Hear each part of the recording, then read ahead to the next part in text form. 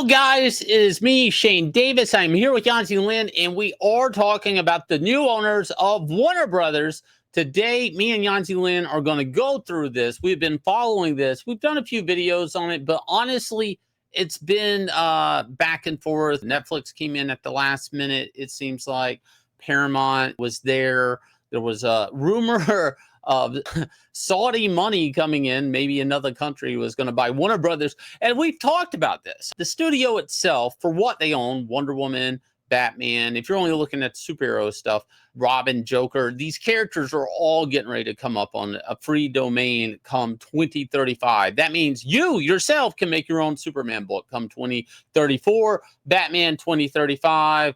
I think 2036, Wonder Woman, then Joker and Robin and all that stuff. And then it just starts per character appearance comes available. So today, if you're watching this video right now, it's official. Netflix wins the Warner Brothers Discovery bidding war, enters exclusive deal talks. Now, there's a weird thing here. It's not all ironed out yet, but it looks like Netflix came in and swooped, grab this deal right out of everybody's mouth. And everybody's been upset about it. First, people are like, no, no, no, anybody but Netflix. You want to explain that, Yanzi? We have these letters written by a group of anonymous producers that they sent to Congress speaking out against the Netflix deal, all right? They refuse to identify themselves, not out of cowardice, but fear of retaliation, given Netflix's considerable power as a buyer and distributor. Yeah. So who are these people? Exactly, we don't know, but they do have some concerns that are very legitimate. And that is that Netflix could destroy the whole theatrical market, not just in the USA, but around the world, because Warner Brothers controls so many IPs. Yeah. And what they'll do is that Netflix has this thing whereby they don't really put anything in theaters. And if they do, they put it in long enough just to fit in the Oscar qualifying period time. Yeah. And so right now, it seems like if Netflix gets there, they're just going to fast track everything as quickly as possible, so people will have an excuse to sign up for Netflix and watch it on streaming. Yeah. Now, I remember when I was working at Blockbuster, I was kind of young guy working at Blockbuster. They were bought out by DirecTV, and people were like, well, what's this? And everybody was like, this is going to be bad for business. I'm like, what do you mean? All of a sudden, there's a TV stand up front before you could even get to the new release wall or anything. You had to walk past this display that said, basically, you could be watching this at home right now and never leave your house. So sign up for DirecTV. And it was genius in a way.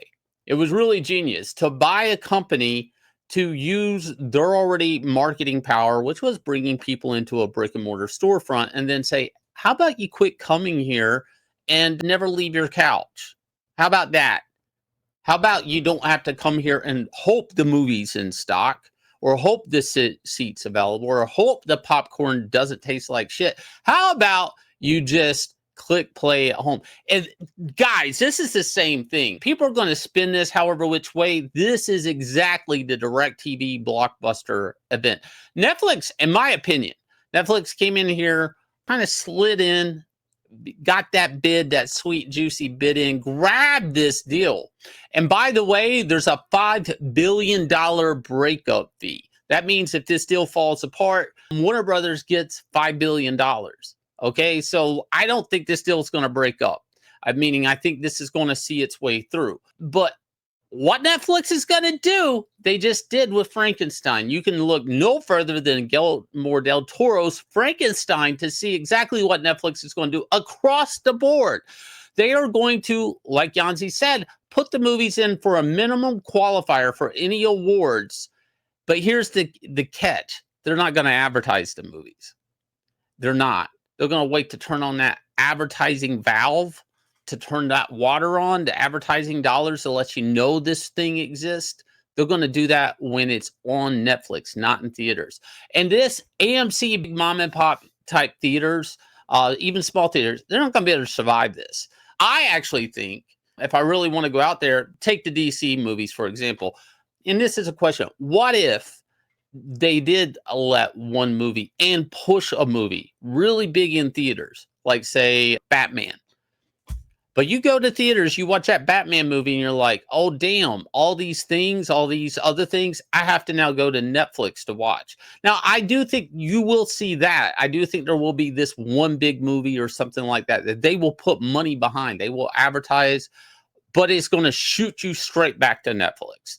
Every reader or every watcher, everybody that takes a seat in the theater, that's the purpose and goal.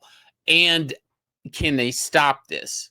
I don't think so. Now, of course, they're going to go through the antitrust things. That's what they're saying Netflix is going to do. But let's be honest, anybody that bought Warner Brothers is going to go through this. Hell, AT&T went through it, and that was a phone company had to be evaluated as an antitrust. This is not going to happen overnight. They will be investigated. But here's the thing, and I'm no expert, but Netflix doesn't actually own a lot of properties, right? If Disney was buying Warner Brothers, I think this would be more of an antitrust issue because then Disney would own Star Wars, Marvel, all the Disney stuff, and then the whole DC Comics, all these other things. Now, we're a comic talking channel around here, and we're going to have to bring up the other issue that's going to affect the entire comic book industry all the way to Marvel, because I don't think Marvel's going to make books unless DC's making books. Let's be honest. What happens when Netflix buys a publisher?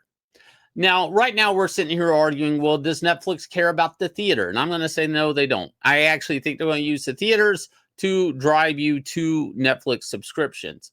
Guys, I'm sorry. I don't know if Netflix cares about publishing. I really don't. I know Mark Miller did a Netflix deal. I know he makes books. I don't think Netflix is making those books. I think he gets to put the label on them, stuff like that. I don't think Netflix knows anything about publishing. I think they know about IP and intellectual properties, and they've translated a lot of comics all the way from movies like Polar and stuff to film. I just don't know, do they actually want to be a publisher? And people are going to say, but you need the comics to make the entertainment stuff. And this is where I'm going to say, in the world of AI coming up and everything, and I'm going to kind of call bullshit on that. I don't know. Actually, a streaming service that could just easily prompt, say, a Batman animation and put up to keep the copyright there monthly it's very plausible. This could be the death of comics in a way. I don't know, to be honest. I've never heard any interest in Netflix in comic books at all, besides making movies or cartoons. Well, to bring up this thing about whether they have interest in comics or not, let's talk about when Disney acquired Marvel.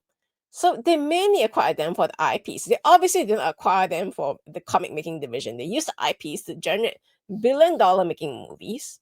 And Mm, you notice that after things kind of died down after the whole Endgame thing, they decided that, okay, you know what, time to start evaluating how much money the books actually made.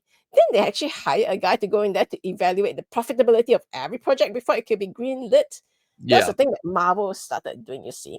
And we don't know if they'll try doing the same thing to the DC comic publication division when that happens, but could see a cut in titles, could see a okay, guys, try to justify why you exist because we already have all these catalog of characters here. Do we really Yeah. need new stories? Yeah. And to be honest, I can't even imagine Netflix with all this content that they're buying. Like you're talking all the HBO stuff, all the Looney Tunes stuff, all the Warner Brother movies, like all of that stuff now is going to be owned by Netflix. And this is the craziest thing about Netflix. I was thinking about today, Stranger Things, probably their biggest intellectual property they own.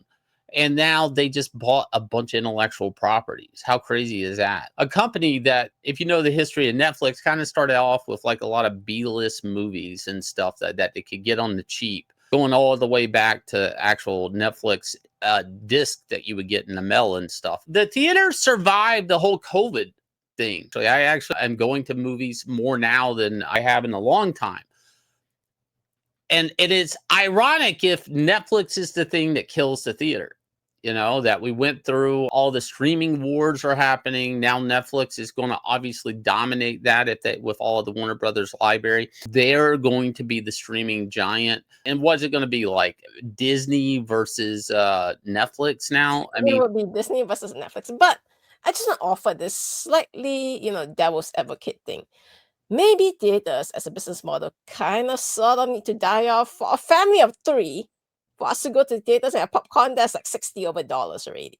Yeah. So I'm not sure how viable the theater business is in the long run, even if you think about it. So, I mean, like Shane said, imagine if you put up the Batman movie as your flagship introduction to a DC universe. Then suddenly you're like, okay, well, I want to find out the rest of it. Oh, I got to sign up to Netflix. Well, why not just sign up to Netflix to begin with? Well, So unless Netflix commits to a plan to say we're going to put every DC movie in the theater, I don't think the theaters will win in the end.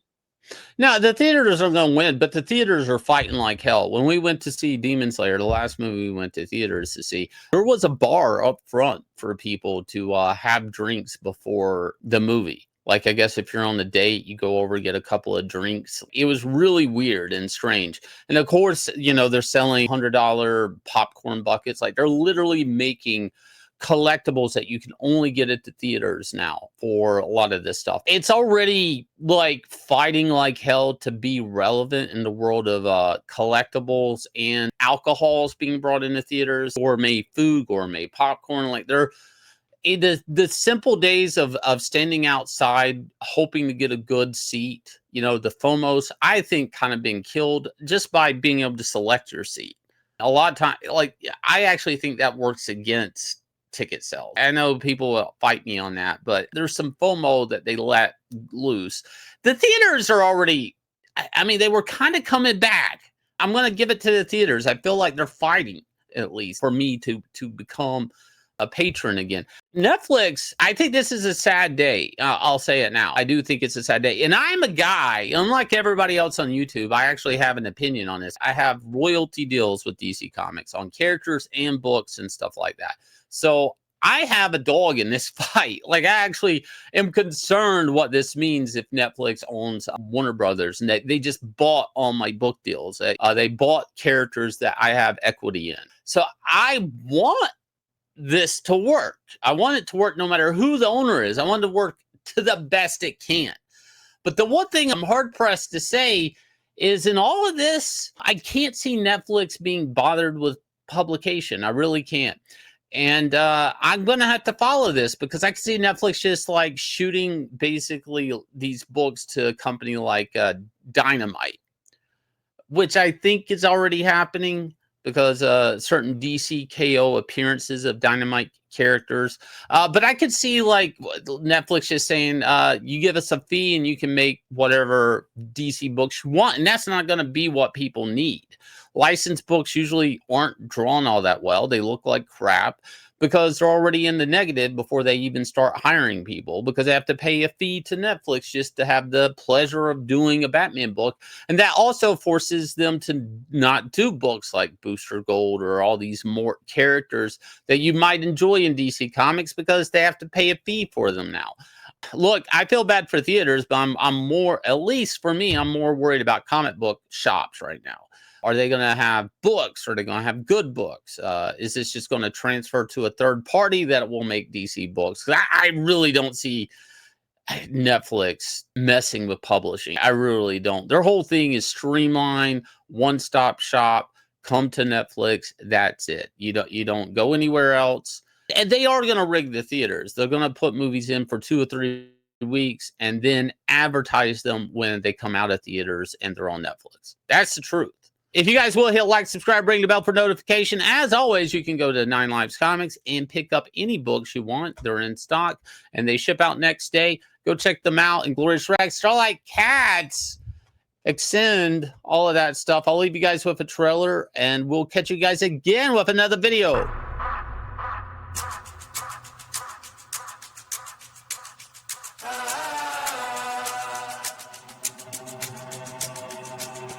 Yeah, I ain't gon' lie to you. Truth always hurts worse. Doing good till first, reverse, now you last. Blast of the past. It's cool though. Last card, play it right. Uno. We never let up. Been down forever. Sick man, we fed up. Know that we tired. Wake up the beast that's been sleeping inside. It's time to ride. We ready to